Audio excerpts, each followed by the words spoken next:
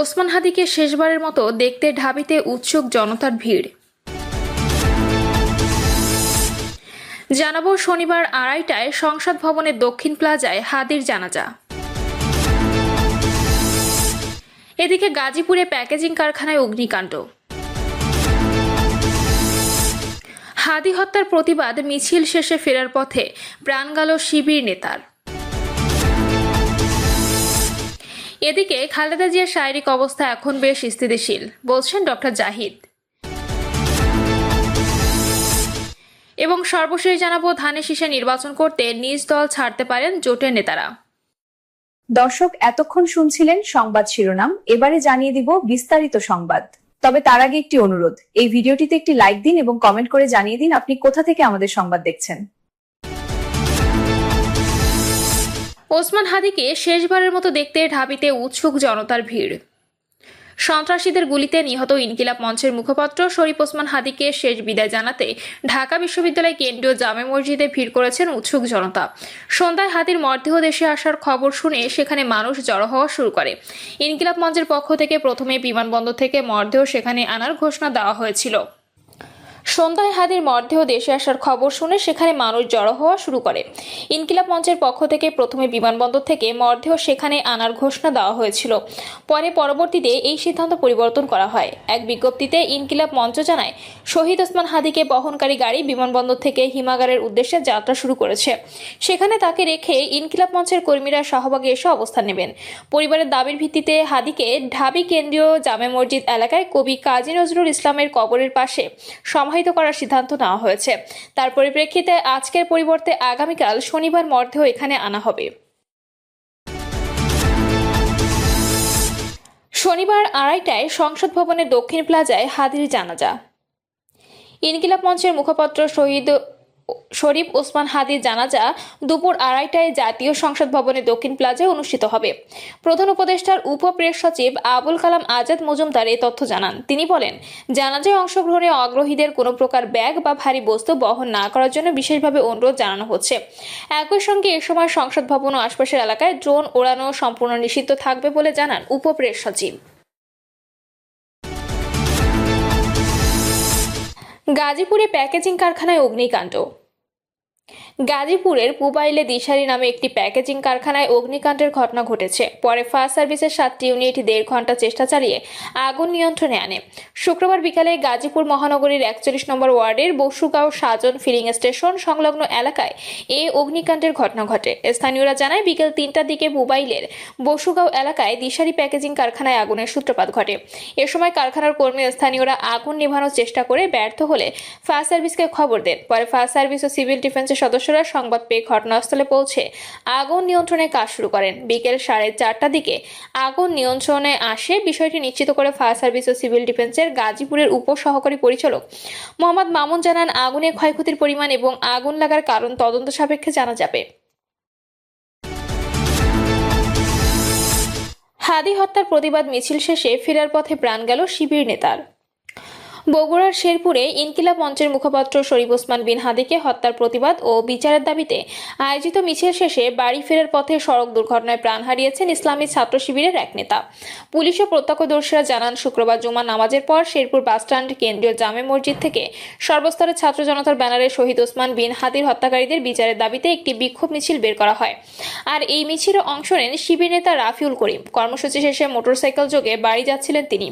এক পর্যায়ে ঢাকা বগুড়া মহাসড়কের মহিপুর পৌঁছালে অজ্ঞাত পরিচয়ে যাত্রীবাহী বাস মোটরসাইকেলটিকে সজোরে ধাক্কা দেয়। এতে ঘটনাস্থলে মারা যান ওই শিবির নেতা। ইসলামী ছাত্র শিবিরের শেরপুর শহর শাখার সভাপতি রাকিবুল ইসলাম রাকিব ঘটনার সত্যতা নিশ্চিত করে বলেন, সড়ক দুর্ঘটনায় নিহত রাফিউল করিম শিবিরের সাথী ছিলেন। তার এই অকাল মৃত্যুতে গভীর শোক জানিয়ে এই শিবির নেতা বলেন, ঘাতক বাসটিকে চিহ্নিত করে চালক হেলপারকে আটক করে আইনের আওতায় আনার জন্য জোর দাবি জানান। শেরপুর থানার ভারপ্রাপ্ত কর্মকর্তা ইব্রাহিম আলী বলেন, সড়ক দুর্ঘটনায় নিহতের ঘটনাটি শুনেছি, তবে বিষয়টি হাইওয়ে পুলিশ দেখভাল করছেন। আইন অনুযায়ী পদক্ষেপ নেওয়া হবে।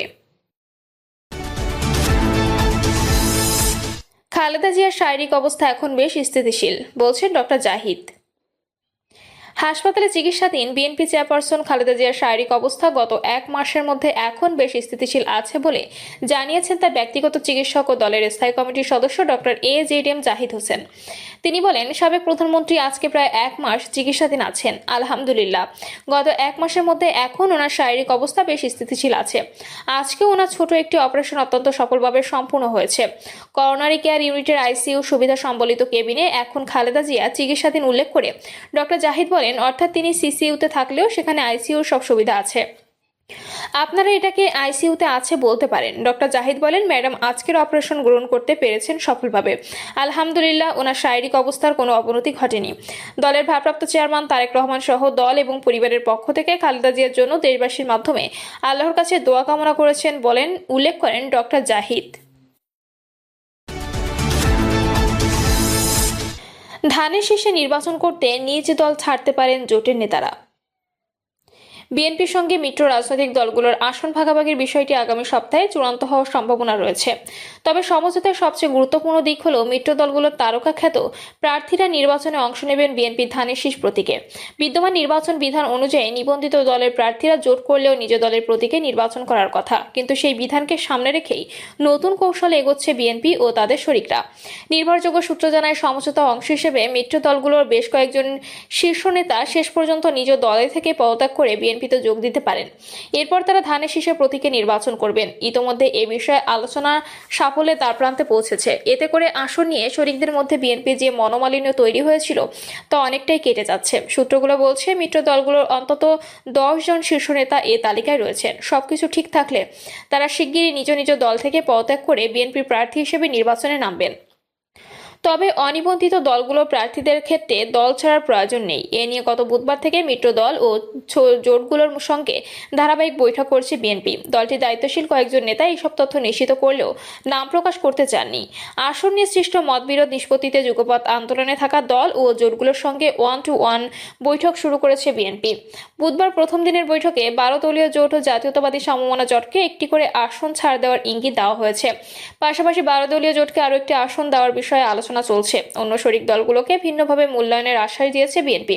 নির্ভরযোগ্য সূত্রে জানা গেছে, পিরোজপুর 1 আসনে 12 দলীয় জোটের প্রধান ও জাতীয় পার্টি এর নেতা মোস্তফা জামাল হায়দার এবং নড়াইল 2 আসনের জাতীয়তাবাদী সমমনা জোটের সমন্বয়ক ও এনপিপি চেয়ারম্যান ফরিদুজ্জামান ফরহাদকে আসন দেওয়ার বিষয়ে সবুজ সংকেত দিয়েছে বিএনপি। নাম প্রকাশে অনিচ্ছুক বিএনপি 2 নীতি নির্ধারক জানান, জোট করলেও নিজ দলের প্রতীকে নির্বাচন করার বিধান থাকায় ভোটের বাস্তবতা বিবেচনায় রেখে আসন ছাড়ের বিষয়ে সতর্ক অবস্থান নিয়েছে বিএনপি। তাদের মতে বিএনপির সমর্থন থাকলেও জোট ও ছোট দলগুলোর অনেক প্রার্থীর ক্ষেত্রে নিজ দলের প্রতীকে জয়ী হওয়া কঠিন হতে পারে। এই কারণে ছোট দলের শীর্ষ নেতারা ধানের শীষ প্রতীকে নির্বাচন করতে আগ্রহী। বিএনপিও সার্বিক পরিস্থিতি বিবেচনায় তাদের সেই সুযোগ দেওয়ার কৌশল নিয়েছে। এ বিষয়ে বিএনপির স্থায়ী কমিটির সদস্য আমির খসরু মাহমুদ চৌধুরী বলেন, যুগপৎ আন্দোলনে আমাদের যে কনসেপ্ট ছিল সে অনুযায়ী কিছু আসন শরিকদের জন্য ছেড়ে দেওয়া হবে। উল্লেখ্য, বিএনপি ইতোমধ্যে 2 ধাপে 272 আসনের সম্ভাব্য একক প্রার্থী ঘোষণা করেছে।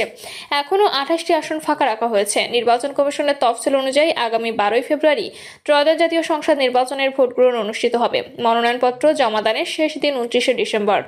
বিএনপির একাধিক সূত্র জানায়, নিবন্ধিত মিত্র দলের বেশিরভাগ নেতা দল থেকে পদত্যাগ করে বিএনপিতে যোগ দিয়ে ধানের শীষে নির্বাচন করতে আগ্রহী। অনিবন্ধিত দলগুলোর প্রার্থীরা আগেই ধানের শীষে নির্বাচন করতে সম্মত হয়েছেন। মোস্তফা জামাল হায়দার ও ফরিদুজ্জামান ফরহাদ জানিয়েছেন, বিএনপির সঙ্গে তাদের আলোচনা ফলপ্রসূ হয়েছে এবং তারা ধানের শীষ প্রতীকে নির্বাচন করবেন। প্রিয় দর্শক, এই ছিল এখনকার সর্বশেষ সংবাদ। আপডেট সব সংবাদ পেতে চ্যানেলটি সাবস্ক্রাইব করে বেল আইকনটি ক্লিক করে রাখুন।